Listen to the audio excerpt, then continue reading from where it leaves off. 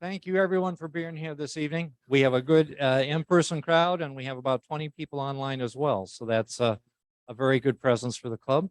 My name's Dave Sherba and I'm Whiskey Zulu 8 Tango, and at least for another couple of months, I'm the president of this train wreck. So we're trying to get everything under control. I started the recording. You'll notice that with Zoom, you can't start the recording if you're sharing the screen. So you have to quit sharing, start the recording, and then reshare. So if you see it blinking in and out, that's part of the reason for that.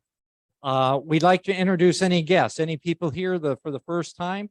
Please sort of raise your hand. And the guy with the wandering microphone, he's not as pretty as the woman on whatever the show that is, but he does a good job. Go ahead.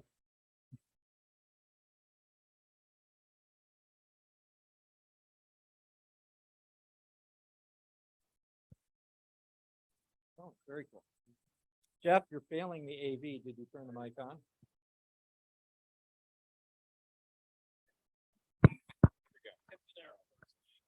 Yeah, but oh, there it's now we're amplified.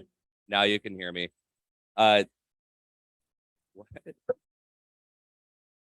I wasn't sure if I was supposed to say anything else. I don't want to take up too much of your time. A little bit about yourself, your license, what you got involved in ham radio. I got my license like 20 years ago, and I just recently finally got a radio again because I saw that my dad had finally bought himself an HF, and I was like, well, okay, I'm going to buy a 2-meter rig, and I'll probably add my general class license sometime soon. I was hoping to do. Yeah, I'm gone. I know, but I'm hoping to do summit on the air type stuff. Like I do a lot of mountain biking and backcountry skiing. So, oh, cool. Yeah. So any advice on portable rigs and stuff like that, I'll be, yeah. There's a lot of people who are to help you. We have big fans of Parks on the Air and Summits on the Air. So we have a lot of members doing that. That's awesome. Cool. All right. Thanks, guys. Other new members and visitors. Hey.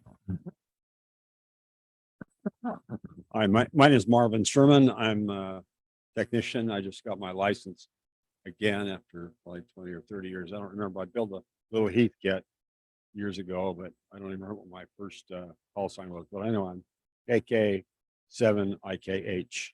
I'm semi-retired veterinarian.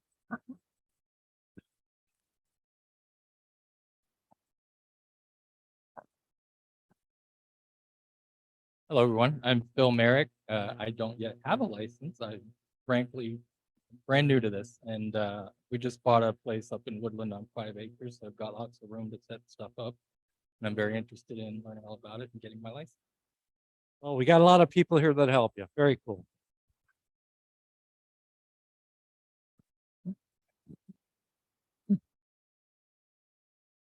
I'm Rick, KA7NEO. First time I've been to a club meeting, but I think I've been a member here for almost a year now. I helped out with the MS walk and the parade last weekend. So I just got a little Anytone HT, and I live in Battleground. I recognize some of your voices because yeah, I listen once in a while. I jump in, but good to be here. Yeah, if the repeaters are quiet, why do we have them? So feel free to get on the repeaters and chit chat. Be courteous. We're going to talk a little bit about the repeater operation as part of the presentation tonight too. So, if we put all that money together and all that effort to have those repeaters and they sit quiet all day long, that's a waste. So get on, make some new friends and chit chat a little bit. Do we have any license upgrades? I should ask this question after tomorrow because they're having exams tomorrow, but any other new license upgrades among the group? Okay.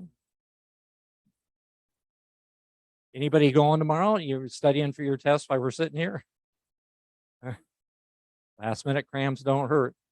Anyone received any awards or certificates? Okay. Well, I got one in the mail from the ARRL. I got a sweepstakes certificate from last year's sweepstakes. So in the low power category, I got first place in the Northwest. So two things important about that. Number one is you don't have to have a giant contest station to win one of those plaques. I do have a pretty good size, moderate size station, but it isn't like some of the stations you see around with 5 tower stacked beams. So you can win a contest with a fairly moderate station, and I run low power. So, you don't have to have the big amps and stuff. Well, yeah. Don't put them all up. It just doesn't make sense. Okay, so our agenda this evening, we're going to start with talking a little bit about repeater operations. Well, we're going to talk about elections. So we got elections coming up in January. But in order to have a good election in January, we have to do some things this month to get ready for that. And we'll talk a little bit about that. We have Toys for Tots. Toby will stand up and chat about that for a little bit. Our main presentation this evening is Walk and Knock Communications, and then we'll end the meeting with upcoming operational events. But before we get started with all that, we have a visitor here from Aardvark who's also a member of our club. I think John has come to give us some good news. So John, why don't you come on up and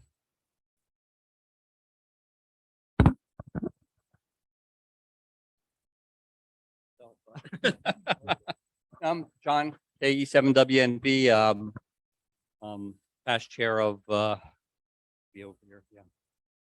Past chair of CPAC and up and out there, president of Aardvark.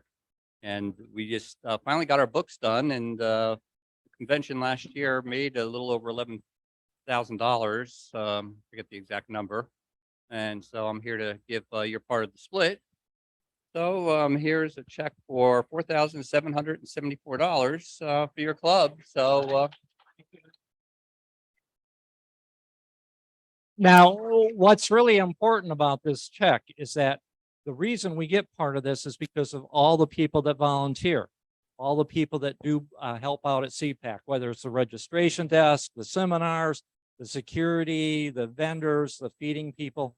It is really important that we earn our part of this check by being active and participating in CPAC. So be thinking about what you're all going to do next year at CPAC. And I mean all of you, because it's important that we do our share for CPAC.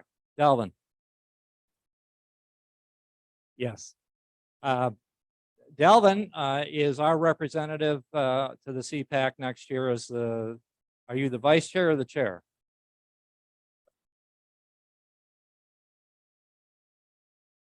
Yeah. So he's recruited a few people to help him. So we need more help and more participation. So please, all of you keep that in mind. Okay, so as many of you have realized, we've had some issues with our repeater operations for the last 5 or 6 months. We updated some repeater controllers. It did not go 100%. We had to pull them out again and get them updated. Roughly a week and a half ago, Wayne, or 2 weeks ago that you guys put them back. When did you put the repeater controllers back in? About 2 weeks ago. And the minute they did that, the time of day clock started working together. Everything was a lot better. But we got used to about 5 months of having no squelch tail at all. It was like super short. Well, now that we have the repeater controllers back in and everything is working normally, we have some people that don't understand a couple issues about how to use the repeaters. And we want to just emphasize some items that you can be mindful about so that we can do a better job on the repeaters. Number one, they're keeping the correct time. Even after daylight savings time between Wayne and Gary, they got the time set and they're working fine now. So it's no longer 3 a.m. at the middle of the afternoon when I drive into the storage unit. Now, the correct use of the repeaters. If you go back long enough in ham radio, there was no courtesy tone. There was nothing. There was just, the repeater keyed, you let up, it dropped, and then you could talk again if they had a timeout repeater, a timeout on it. Our repeaters are very sophisticated. They're computer controlled. So it turns out that the timeout feature resets every time you hear the courtesy tone. So you don't have to wait that 15 seconds to let the squelch tail drop before you start talking. As soon as you hear the courtesy tone, you want to think 1001, 1002, 1003 to give other people a chance to join your conversation, and then go ahead and key up. If you wait for the squelch tail to end and the repeater actually drops, that's actually a little harder on the repeater than if you keep it keyed up all the time. So contrary to the way that some of us first learned about how to use repeaters many, many years ago, in this case, as soon as you hear the courtesy beep, wait an appropriate amount of time and then go ahead and key up and start talking. The other thing, just keep in mind that you're not going to time it out unless you're extremely long-winded. Now, back when I first got my license, we used to give out what was called purple crystals all the time. We had roughly a 3-minute timeout timer on all the repeaters in the region we were at. And I don't know where an older woman named Helen Schmock, WB8 GJX, who's a whole nother story and very cool, had all of these blue faceted zones that she would mail to people who timed out the repeater. We collected a bunch of them one time, mailed them back to her because she was one of the more common ones to time out the repeater. So in the entire time I've been here with the club now, it's getting on 6 years, I think I've only heard 1 or 2 people time it out. And they're people you would believe just by knowing them that they would time it out. But I hear it very rarely. So hear the courtesy tone, wait a few seconds to give it polite pause to let other people join, and then key up. Don't let that swell-tail top. It's 30 seconds of nothing, and some of us have short attention spans. So if you do that, I'm not sure how long I'll stick with you. So please keep that in mind on the repeater operations. And just a recap, we had at the last meeting, we talked about inappropriate and unauthorized use of the repeaters. Ever since we had the meeting and we've been mindful about it, I think we've only had a couple of issues, and they were all very minor. So everybody keep in mind that, you know, you've done a really good job of ignoring the malicious operations, and it's already paid dividends. So thank you all for being mindful of that. Okay, now club elections. We do a very sophisticated job because we have club members scattered all over. We put together a slate of officers, and the primary officers are vice president, and we need at least 3 people to consider running for director. Now, I have to tell you, being a director to this club is not a lot of effort. But you do come to the meetings once a month on Wednesday. We Zoom those. You learn a lot about how the club actually operates. The amount of hours that you spend being a director is pretty minimal. We need a vice president. Their responsibility is to arrange our topics for our meetings, and they help with a couple of the social events like the Christmas party and the annual awards banquet. But even then, that's and the vice president is supposed to be the one who puts together the slides each meeting. So it's a little bit more work, and the president he just catches everything else that nobody does. So it's a very interesting job. You get caught doing all the things that nobody else does. So it's not too much work, but you need to be a little more thick-skinned in that job. So because a lot of people have opinions, and we are a very diverse group of people, and trying to keep you all happy is not possible, but we try to keep most of you happy. Okay. We have an amendment to the bylaws. We had it very hard coded that it had to be the first Friday in January in the bylaws, even though there was a provision in there that the board could reassign it to a different date. So we're going to make us in the election, we're going to have a small amendment that says the first regularly scheduled meeting of the club. That gives the club a little more latitude if we decide that, you know, the second Friday isn't good. One thing I will note, since we moved to the second Friday, we've had far fewer exceptions that we had to deal with. The second Friday doesn't seem to interfere with the holidays like 4th of July and Memorial Day and that. And so for the most part, it's been a good move on the club's part. That part's worked out very well. Yes. Oh, that was just a yay. Yes, in the DX convention. So we're going to have the elections are done electronically. We use a service that will actually email all the elections to everybody. It automatically tabulates it, so it's completely anonymous. No one sees how you vote. The thing about it is, though, is that we need to have that slate of officers and directors or people that are running. We need to have that solid so that we can put it into the system that roughly the second week of December. So immediately after our December meeting, we have to have that all hard-coded. And the people who receive ballots are the people who are verified as being valid members by our membership committee that their dues are current. So it's all above board. It's all done with email. We did have 1 or 2 people last year that said they didn't do any email at all. We made an effort to reach out to them and give them a paper ballot that we could then use in the event that there was a close tie, and neither one returned it. So at this point in time, we're primarily electronic. We need a broader participation by lots of members. We have some members who have 46 items on our task matrix. One individual member has 46 different roles that they play in the club. That is not healthy, folks. We need to spread this around more. We need more people doing one or two things and not one person doing 40 things. That's not good for the club. So please, the things that we're asking you to do not take that much time. You spend more time than that surfing the internet every day than you would your total responsibility to be in a position to volunteer for the club. So I'm pleading with you. Feel free to indicate to me, send an email if you're interested in running for the directors or the vice presidents. If you don't volunteer, somebody is going to do a kangaroo nomination, and you're just going to find your name on the ballot, and then it'll be too late. So I don't mean to threaten you or blackmail you at all. Oh yeah, I do. So please take some initiative. It's not that much effort, and please think about putting your hat in the ring for a couple of these. Any questions about that? Did I make it clear? Did I get you enthused at all? Okay, please. Yes, there is the task matrix. It's on the website. Our website is extremely comprehensive. Jeff, please stand up, please. Jeff is the main person behind our new website. And Jason over here is our PayPal genius that he got that to finally run. No small amount of effort there. But we have a ton of stuff on the website.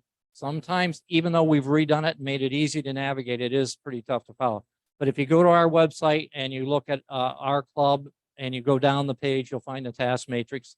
It might be one revision old, but when you look at it, you'll see all the operational things of the club fall under certain directors or officers to do, and they're all listed on the task matrix, and you can see what they are. So it's we ask you for more participation, and it's really not that hard. It really is.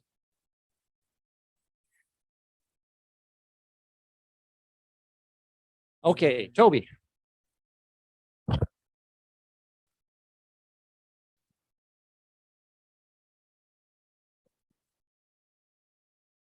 You're Navy, so you have to take a little longer for you to read it. Yeah. Good evening, everybody. You know what's coming up, the holidays. The holidays are coming up. I don't know, you're gonna wake up one morning in fear and trembling, your hands shaking, cold sweat on your forehead. Oh my gosh, it's 3 weeks before Christmas. My name is Toby Claremont. I'm the past president of the club, but I'm also the vice commandant of the Columbia River Detachment of the Marine Corps League. And we are a group of Marines, former Marines, retired Marines, and Fleet Marine Force corpsmen, and chaplain, believe it or not, that served with the Marines at some point in their career. But one of the things that we support, that we feel strongly about, is a program called Toys for Tots. And I'd be really surprised if you didn't know what that was. And what we do is we provide new unwrapped toys to children in our community every year. And these toys go out through the social services agencies where they verify that they haven't got much. And so working with the active duty Marines, we present these toys to these social service agencies, and they make sure that every child has something under the tree Christmas. So it's a big deal. So we're in the phase right now. I've spent most of the day doing this today. You probably saw a box in the lobby here. In fact, you could see it through the doors there. It says Toys for Tots on it. And what we do is we drop these off at stores and, automotive repair facilities and others. And people come in and they bring toys and they drop them in this box. And then between now and about the third week of December, guys like me go out, pick them up, bring them down to Swan Island, which you probably know is just south of Portland. The active duty Marines have this warehouse that's about 5 or 6 times the size of this room, and they pack it with toys. And then at the end of that third week, these toys go out to social service agencies. Now, anything collected in Clark County go to children in Clark County. So you're not feeding the, entire country with them. Your kids in our communities, they are not going to have a very good Christmas. We're seeing all the same ads on the web and on TV that any other kid does. So they need a break. Now, where do we get the toys? We get them from folks like you. And what we do is we ask people to contribute a new unwrapped toy. The reason it needs to be unwrapped, we need to make sure we're not giving the wrong toy to the wrong age child, because that's all sorted out. Make sure that, that it still works. Don't give them a toy that you bought in 1954. But anyway, at our party in December, what is it, the 9th, 10th, something like that? Yeah, it's coming up. I will be here in uniform, and we would really love if you would consider bringing one or more new unwrapped toys for children in our community. I will collect them. They will get distributed like all the rest, but it'll be done in the name of the Clark County Amateur Radio Club. So you'll be giving to kids, which is really good. So I'll just break there for a second, see, so I reset the repeater and ask if you have any questions about Toys for Tots. It's still strong. It still works. It still serves children. Thank you.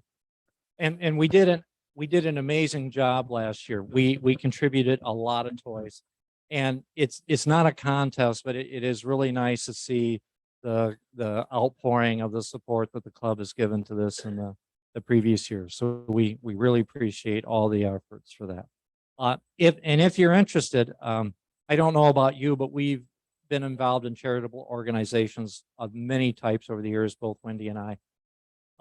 If you go to their website and you look at their statistics about what percentage of funds actually go to running the organization, giving the kids, it's like 97% of everything they take in goes to the kids. In contrast to some organizations where you're lucky if it's 40% of your donations go.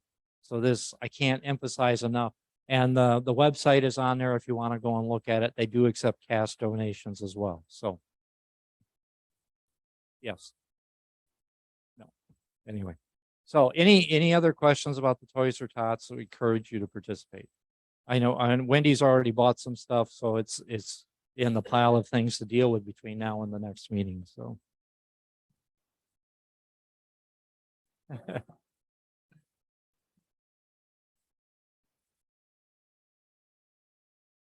okay. Barbara, you're up. Yes.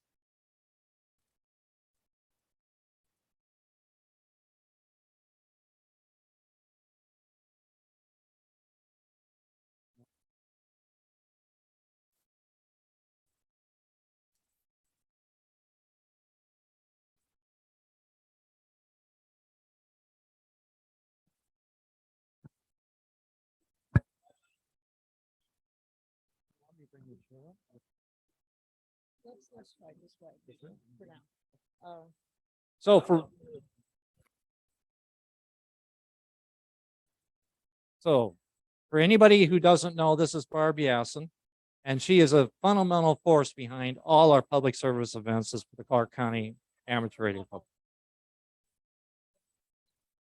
All right. What one aren't you involved with? Oh, she got me. She found one. How many that we do, folks? Go ahead, Barb. And we can support them too. Okay, yeah.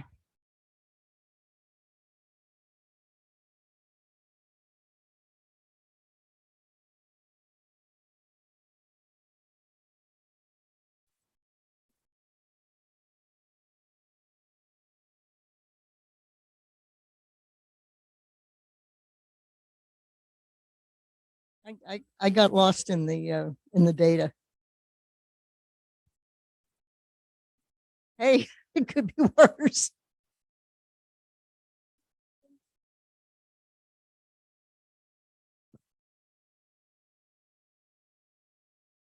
Okay, I'll keep that in mind.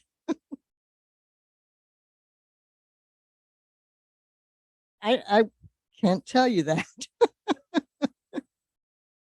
that would be the reason for making sure you have a co-chair. And actually I do, and it's I just haven't I haven't leaned on him this year to do much. But okay, great. Okay, super. So what happens before those events? And this is the idea is preparing for the public service event, not what you do after you get there. So tonight we'll talk about all those details that make up the drama before a public service event. I'll mostly talk about Walk and Knock because it's coming up and it's in the works.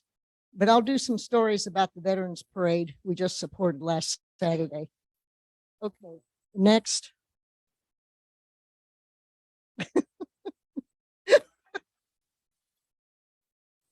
Perfect, thank you. Okay, you're one ahead. Go back one, please. Not that it matters much, but anyway, yeah. So Walk and Knock is a one-event organization that started collecting food donations in 1982 as a project of a couple of Vancouver Lions clubs. In 1991, they incorporated as the Inter-Service Walk and Knock of Clark County, which I always thought was an odd name, but when you think about what it is, it makes sense. Walk and Knock members now include many of the Clark County Lions clubs, as well as Kiwanis groups, the Clark County Amateur Radio Club, and other service organizations. Inter-Service Walk and Knock. As members of and participants in Walk and Knock, we pay dues each year. The donations from around 20 organizations provide Walk and Knock with their operating funds. The operating funds pay for drive day expenses as the organization plans for drive day starting in September. Since 1982, Walk and Knock has become the largest one-day food drive in the US. I don't know when that actually started to happen, but it is now and has been for a few years. Okay, next. Yeah. So they have monthly board meetings in addition to the annual meeting where they elect the board and officers and approve the budget. Most board meetings are attended by the board and a few groupies like me and some of the sector coordinators.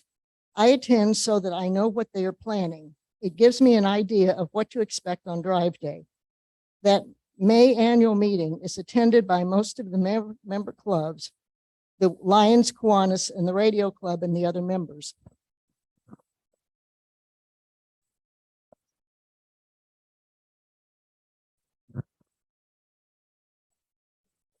We vote on the board and officers for the year and the budget. All year, they work on ideas for drive day, and in September, October, and November, they set up what will happen on drive day. During the last 2 years, when they did drive and drop, they talked a lot about when they would return to the Walk and Knock we've known for over 30 years. As you can imagine, they were concerned about not having contact with most of their volunteers for almost 3 years and weren't sure what would happen when they did return to Walk and Knock. Drive and Drop was developed to be as to no contact as they could do, many fewer volunteers than the usual Walk and Knock. The fact that this year they are doing the walk through the neighborhoods to pick up the food without knocking reflects what they have heard from the contacts concerning their volunteers in contact with the public.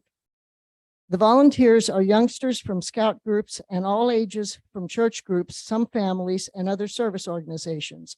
We don't know yet the volunteer response to Walk and Knock, but I do appreciate the number of club members who have already volunteered to help. We're about halfway there. Yay! Walk and Knock is a community event, and the volunteers are part of the Walk and Knock community.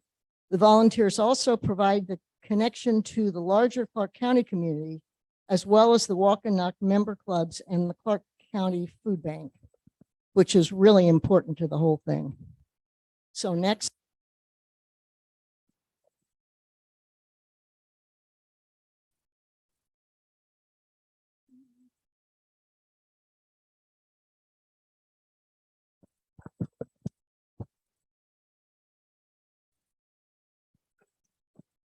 Walk and Knock 2022 will look a lot like Walk and Knock 2018 and 19, with approximately 4 dozen radio operators to support the area captains and the sector coordinators at the drop sites, not to mention all of the other volunteers who participate on Drive Day, which, by the way, is December 3rd. Well, I'll say that later. So remember, Drive Day is December 3rd. Many of the drop sites have an area captain located there, which is why I usually assign a pair of operators to the drop sites in addition to the assignments to the areas. Either way, the radio operators should work with the area captains to get their information ready for the first roll call, usually around 9 o'clock. When the area captains are finished at the initial sites, they and their radio operator go to the drop site where the area's food will be delivered. This usually provides a pool of radio operators at the drop sites. I depend on your kindness and patience to work out how the drop site will be supported until all of the food has come to the drop site. Usually the area captains don't need a radio operator at that point, and many radio operators call it a day, which is fine as long as the drop site is supported by enough radio operators. If the sector coordinator needs help, a radio operator is free to volunteer to help out. Sometimes other drop sites need help, and a radio operator is free to go to the other location if they aren't doing anything else. If you aren't free for the rest of the day, just let me know when you sign up and I'll assign you accordingly, because the areas only last an hour, maybe 90 minutes at the most. Notice on the slide that the volunteer breakfast is back, as well as the Sunday missed pickups. The last 2 items on the list there. This is a good time to let you in, and don't even think that this is an organization chart. It doesn't pretend to be. It's just kind of a list in more or less the order on the totem pole. This is a good time to let you in on the Walk and Knock organization. So when I talk about area captains and sector coordinators, you have an idea of who they are and what they do. As I mentioned before, the board and officers meet monthly to do Walk and Knock business and plan for Drive Day. The board consists of a few sector coordinators and other Walk and Knock officials. Each sector coordinator is in charge of several areas. It may be the sector coordinator that secures the meeting places on Drive Day. Sector coordinators work with their area captains to ensure the volunteers are in place. The areas are carefully defined and updated periodically to include new subdivisions and areas of growth. This is not gerrymandering as much as it is making sure that the locations in the county are covered in an efficient way.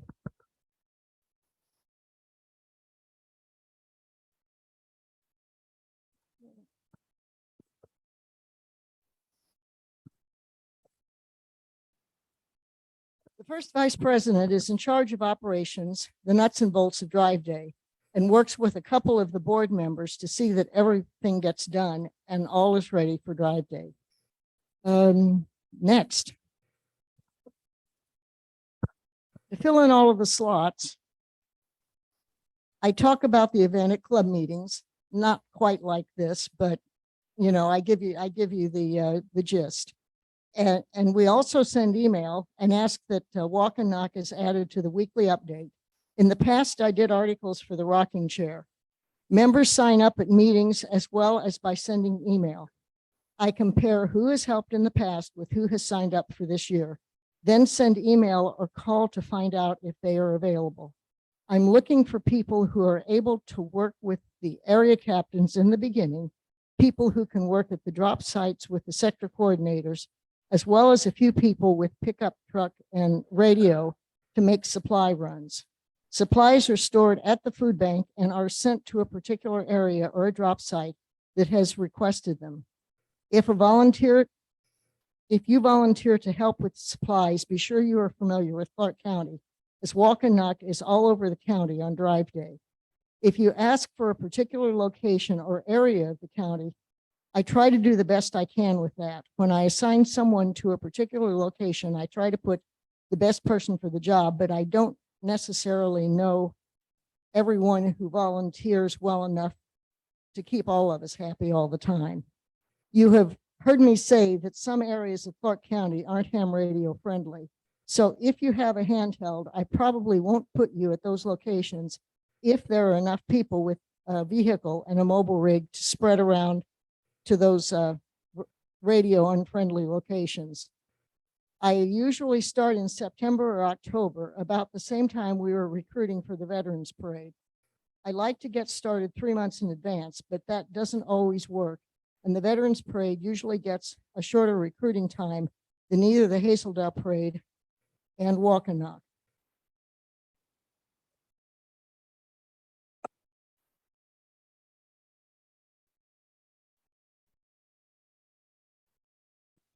So the Veterans Parade is organized by the Historic Trust, and the trust is located in the Fort Vancouver barracks area of that Fort Vancouver historic site. They usually start planning in September, so sometimes we don't make contact with them until after the middle of September, which shortens the recruitment time. For any public service event, it is important to fill all the positions, and if not possible, then eliminate the ones that are least useful. The usual pattern is that I have everything filled, send out the information usually about a week in advance, and then people start discovering calendar conflicts and fall victim to the likes of flu and COVID. If you're ailing, please let me know, because being at home recovering is much better because you'll be out of the rain and not in the field. And it's a lot healthier that way. When I am short of people, I can substitute and make do. When I have enough people, I can also ask a couple of extra people to stand by until around 10 or 11 on drive day morning to be sure that all of the locations are covered. And if I need to, I'll send someone out. If not, then they're released and they have some found time. Next.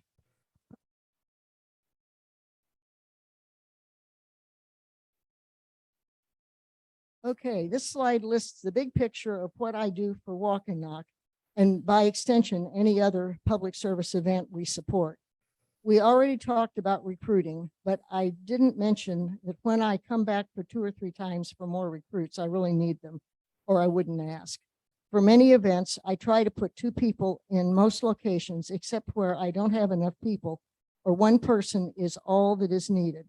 Sometimes the second person is a new ham and they ask to be placed with someone who can show them the ropes. And many of you are very good at that. And the people that you guys help really do appreciate that. Especially with parades, 2 people on the parade route at each location means that there are enough people to handle an emergency. Consider yourself lucky if you get by without an emergency. Then the 2 of you can cover both sides of the street.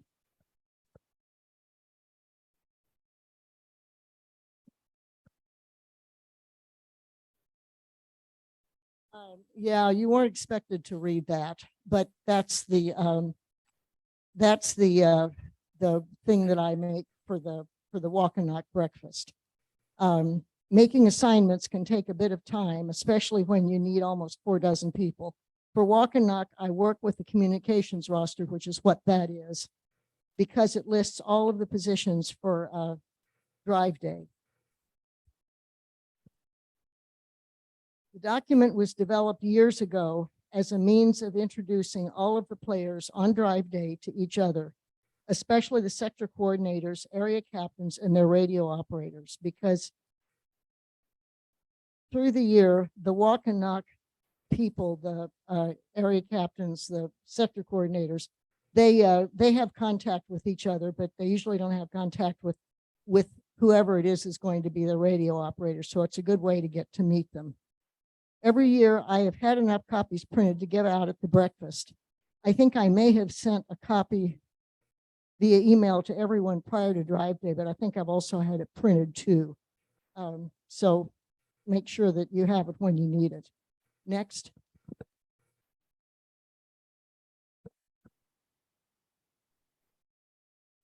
The interesting thing about that other slide was, which I think is the Go back one, would you? Okay, yeah, is this the second time that's the firehouse? Yeah, good. It was supposed to be. Okay, communications plan is where you would expect to find the frequencies for the event, and you do. But that is my choice of location for any information about the event that doesn't wind up someplace else. So this is like Barbara's take on the comm plan, and I know that there are people out there that cringe. Anyway, the comm plan is the place to look for details about working with net control and the other radio operators, as well as with area captains and sector coordinators. I have tried to do a timetable for a few recent events and like the response I've had from it. So I'll try to do one for Walk and Knock this year. That just gives you an idea of if you're out there where you're supposed to be, what time you're supposed to be where. The operator location message is a message to you and any other ham assigned with you to a location. So I do a bunch of those. I realize the information is elsewhere, but I want to be sure you have an opportunity to understand where you will be, to whom you are responsible, and with who you will be working. I started with that several years ago, and I know people look at it because they ask questions about it. Better to ask questions before the event than get the answer too late. I send the documents I prepared as PDFs to everyone who volunteered. These documents start life as a Word document or Excel spreadsheet. It probably takes me a 40-hour week to get it all put together, but as you can tell, it's not one 40-hour week before the event. That 40-hour week is spread over about a month. The paperwork is probably just a couple of days since I have flash drives with templates. Most of the events are in Dropbox also. I try to get the information on the radio operators a week prior to the event.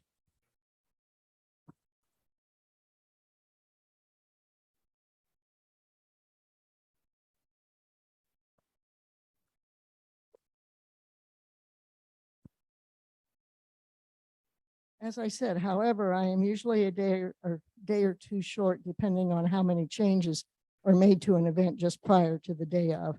Walk and Knock is usually planned far enough out that there are a few changes after the November meeting. The Hazeldale Parade on a good year won't make changes at their May meeting, which is the week of the event. Of course, if something blows up, then they have to make changes. The Veterans Parade doesn't meet regularly, as do the other two, so sometimes they have last minute changes. The one thing that doesn't change at the last minute is the route for either parade. They have to obtain permits for the parades. Filling in missing positions usually happens to most events. In the same vein as life is uncertainty, dessert first, we can't always predict when we'll wind up in the hospital, when we're going to catch something contagious, when the employer insists on our attendance to some work-related project when we thought we were going to help with the parade. I try to engage backup for those times, otherwise some location will have to do without. When a location with 2 people assigned is missing one, that usually isn't a showstopper. The hard part of that is keeping the net control up to date with last minute changes. When I get the location document out a week before, I usually have to resend it on Thursday or Friday. So always keep an eye out for your email.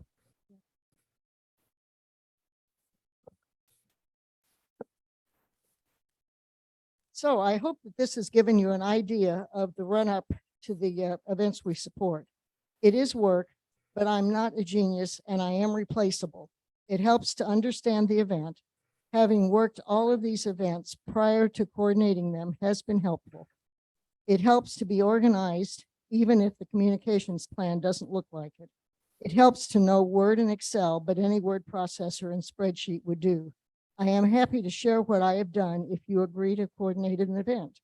I did this before I retired, so anyone working can also do this. When I really retire, I'll be happy to help anyone who agrees to do an event.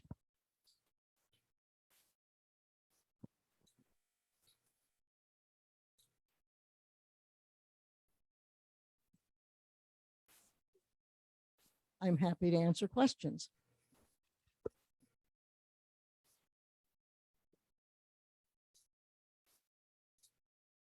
Yes, sir.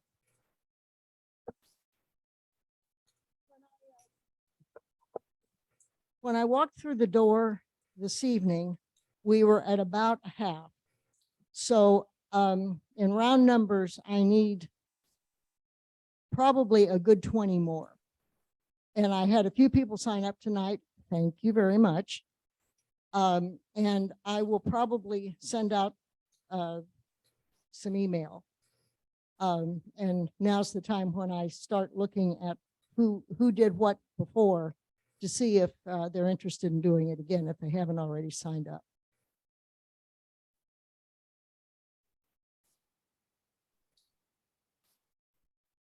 Well, that's when I put them with somebody who's experienced. And so sometimes if you're experienced and you have a new person with you, you obviously might think, well, we don't need to have two of us here. But if you can show the other person what you guys are supposed to be doing, then the next time the both of you can be one person someplace, and it's a bonus. It's important to have two people because one person may be interacting with your person that's at staging area or the sector captains. So the one ham is interacting, and in the meantime, the other one's listening to the net, so that when the net control calls for information, he hears that call or she hears that call, and they can get it. So it's, even though two people may be sitting around most of the time just jabbing, it really is useful to have the two of them and make it work. It is important. And the other thing is, particularly on a parade route, if you have two people, then, and something happens between your corner and the next corner, you have 4 people to deal with it, and it makes a difference. You couldn't do it without it.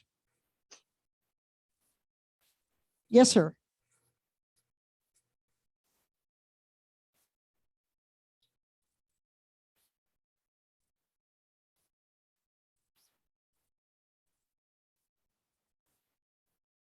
Well, you did survive, and I didn't hear anything dire coming out of staging this year, which was a real bonus. So I think there's no question that the staging team did a really good job. The other guys did too, but staging is seriously where if something's going to go wrong, it can really go wrong. Anything else? All right. Thank you very much, Barb.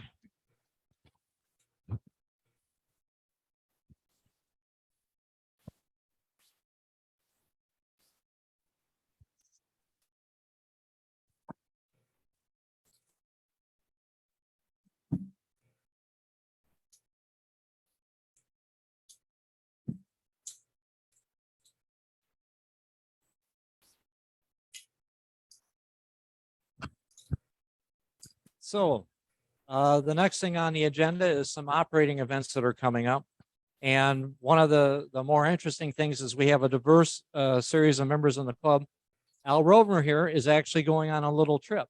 He and a friend, Y7 Yankee Alpha Quebec, they were originally going to Palau. And through a variety of good decision making, they decided to do America Samoa at the last minute. So Al is on his way to America Samoa, and they'll be operating a call sign Kilo 8 Hotel. And they have a QRZ site up describing some of that. I don't know all the logistics, Al. I'm not sure we're interested in knowing that, but he and a friend are heading out there. How many hours of plane to ride?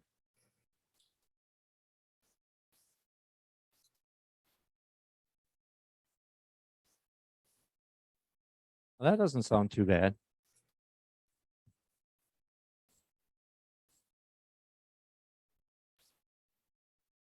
So they'll be there from November the 18th until December the 1st. So they'll be there during the sweepstakes contest, although I don't know how active they'll be. That's the Thanksgiving weekend. What? Yeah, well, the sweepstakes is the 19th. You're not going to be doing sweepstakes. Okay. The CQ Worldwide CW contest. So, okay. Anyway, so the point is as a club, we're doing lots of very interesting things and some of our members are doing some very interesting things. So you get a chance to work them during the contest. I'm sure they'll appreciate the opportunity. Also, I want to talk a little bit about the Christmas party. We will provide cake and beverages. Bring your toys for tots. We aren't going to do a meal or snack, so feel free to eat with the American Legion Club as normal. We will decorate for the season. We will have some poinsettias and some table decorations and things like that, like we normally do. And it's I'll bring the song books in the event that you can find someone who's actually interested in leading the songs. But so we'll have those available and stuff for the Christmas party. Do I have any questions about the Christmas party?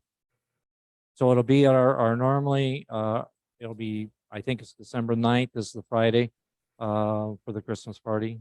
So we should be here in this room with tables set up and whatnot.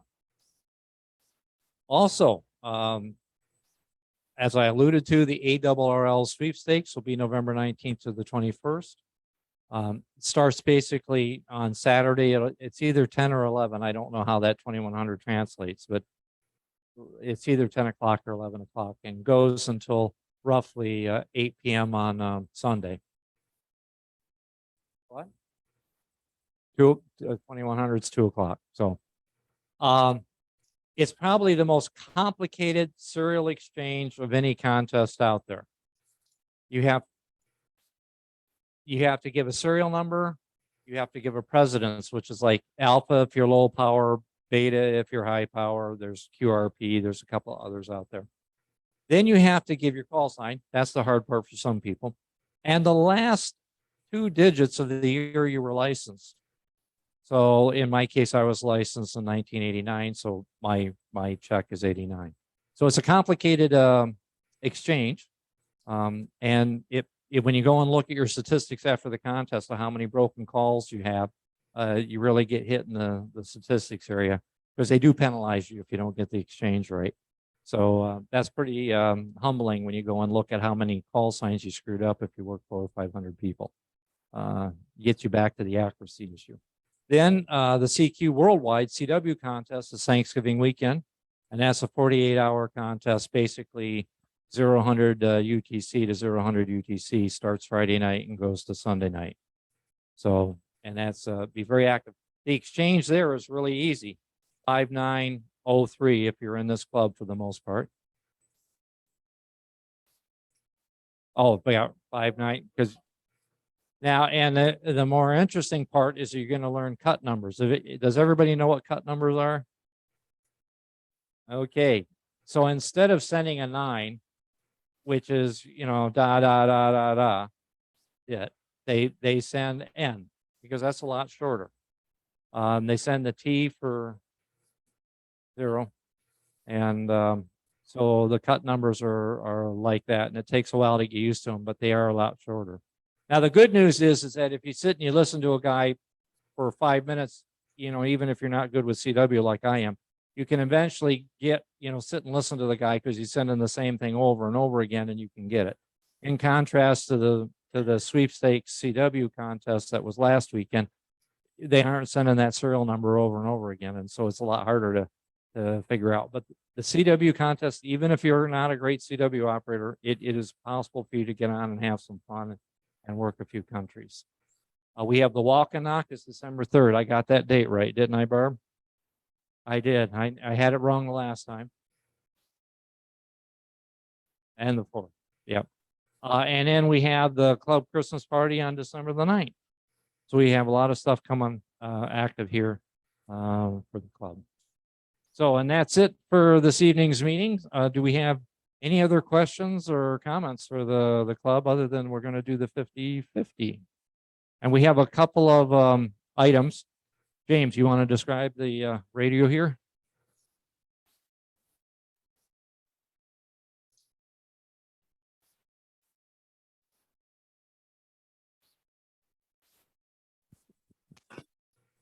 Okay, good evening. How many veterans are in tonight? We got quite a few veterans in the club. I want to take the opportunity to thank you for your service. I'm a veteran myself, and I don't know if anybody told you today, but I want to make sure I let you know that.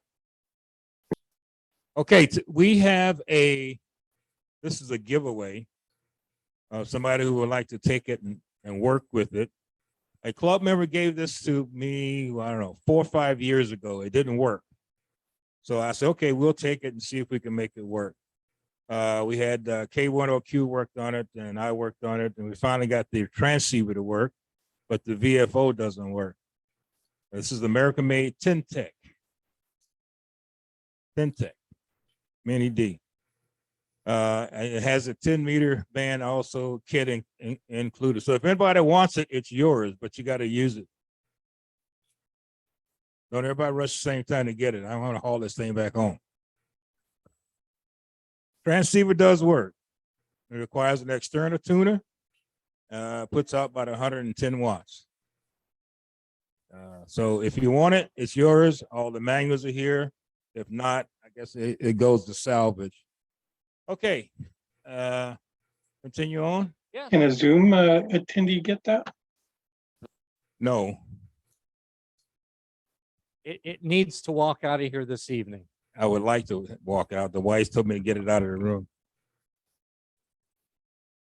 Tonight, we will be giving away a couple of items in the 50-50. We'll do the money first. Tonight, the financial amount is $85. $85, okay? So Yeah, this is going to be like the $1 billion lottery. There was a line at the gas station, people buying tickets, right? okay, whoever wins the $85, we will respect your family and your privacy and not expose you to the world that you won. Oh, that was a $1 billion prize. Oh, not the $85 prize. Okay. All right. Could you draw one ticket out of it for me, sir?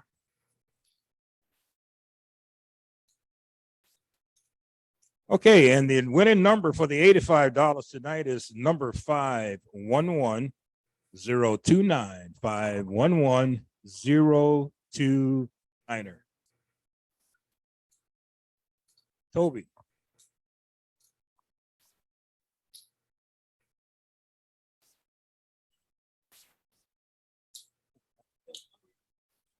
$51029. Donated to the club. All right. All right. We have another prize to give away this evening. We have the ARRL 2019 handbook, but it's in the section. It's a 6-volume set, so it's a little easier to handle than that great big tome. And it's brand new And in the wrapper. Yep. Winning number is 511010. 511010. Mr. all Rick right, Smith. Rick. Yeah. All right, I do have Tom raised a very interesting question. He wanted to know if there was a contest for people that were putting on vintage rigs. And there is, and I don't remember the date of it, but it's called the Boat Anchor Contest. And It's normally in the summer, I believe. it is, and you got to go look WA7's contest page, but it is on there. It's called the Boat Anchor Contest, and there's qualification. The rig has to be so many years old and all this kind of stuff. So there is a contest if you're interested in contesting with boat anchors. There is a contest for that. Okay, that There- will do it. There's a contest every weekend. But one other quick thing, just to reemphasize on the elections, if you want to be a part of running the organization, put yourself on the ballot, become a director. It's a real satisfaction when you have a hand in what's going on. A lot of people sit around and complain about what's happened, but they won't make an effort to attend the meetings, the board meetings, and participate. So So think about it. It is a very interesting structure this club has. The vice president and the president have lots of responsibilities, but no vote. The board of directors, the 6 directors, do all the voting. So the president and the vice president serve at the behest of the directors to get the things that need to be accomplished for the club done. So it's a very different kind of organization, but it works very well for the club. I've been very impressed with how that whole thing works. So Any other questions for the meeting? Yes.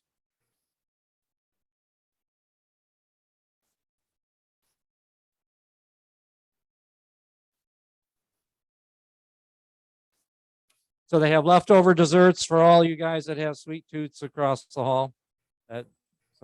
And so we need you to stack your chairs up against the wall. If you would, that would really be appreciated while we get all the rest of the stuff put together. Thank you all for being here, and I'm going to stop the recording.